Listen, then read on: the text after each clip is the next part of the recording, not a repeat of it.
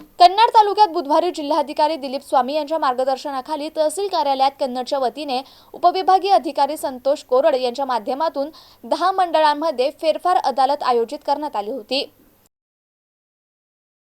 प्रत्येक मंडळाच्या ठिकाणी मंडळातील अधिकारी आणि सर्व ग्राम महसूल अधिकाऱ्यांनी हा उपक्रम यशस्वीरित्या होण्यासाठी मेहनत घेतली। यामध्ये 100% फेरफार निकाली निघाले असून एकही प्रलंबित नाही। कन्नड एकूण 345 फेर निकाली काढले। 7-12 दुरुस्ती विषयी, 67 रस्त्यांविषयी, 28 शिधापत्रिका विषयी 31 आणि इतर 96 एवढे एकूण अर्ज 222 प्राप्त झाले। 20 दिवसात नवीन आलेले अर्ज निकाली काढण्याचे नियोजन करण्यात आले। उपविभागीय अधिकारी तथा तहसीलदार यांनी नाचनवेल येथील मंडळात सरपंच, शेतकरी यांच्याशी चर्चा करून समस्या जाणून घेतल्या। तालुक्यामध्ये येणाऱ्या काळात टँकर मुक्त गाव करण्याचा संकल्प केला। गावागावात प्रत्येक शेतात जलतारा हे स्ट्रक्चर मोहीम तत्वावर करण्याचे ठरवले असून अंजना पैसे प्रकल्पाची चारी दुरुस्ती तक्रारी देखील शेतकऱ्यांनी केला। यावेळी चारीचे काम दुरुस्त करण्याचे आश्वासन दिले असून यावेळी तहसीलदार विद्याचरण कडवकर यांनी शेतकऱ्यांना आवाहन केले की सार्वजनिक जागा, रस्ते याबाबत वाद निर्माण झाल्यास ग्रामपंचायत कायदा 53 अन्वये ग्रामपंचायतने पुढाकार घेणे गरजेचे असल्याचे सांगितलं। यावेळी सरपंच, उपसरपंच, सदस्य,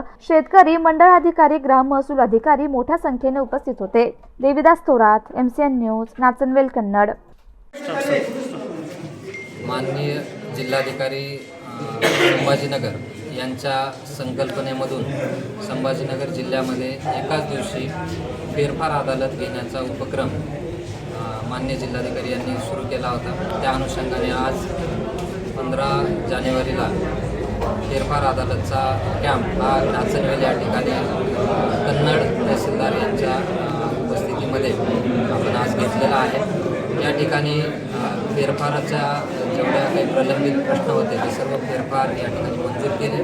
त्यांचे 7-12 देखील आज फेरफारसोबत 7-12 देखील वितरित केलेले आहेत। त्याचसोबत नाचनवेल गावातील सर्व नागरिकांच्या वेगवेगळ्या विषयाच्या अनुषंगाने, वेगवेगळ्या विभागाच्या अनुषंगाने ज्या समस्या होत्या त्या समस्यांचे निराकरण करण्याचा प्रयत्न या ठिकाणी केलेला आहे आणि त्यांचे अर्ज घेऊन त्या अर्जांवर देखील निकाली काढण्याची कार्यवाही महसूल विभागामार्फत पुढील आठवड्यामध्ये पूर्ण करण्यात येईल।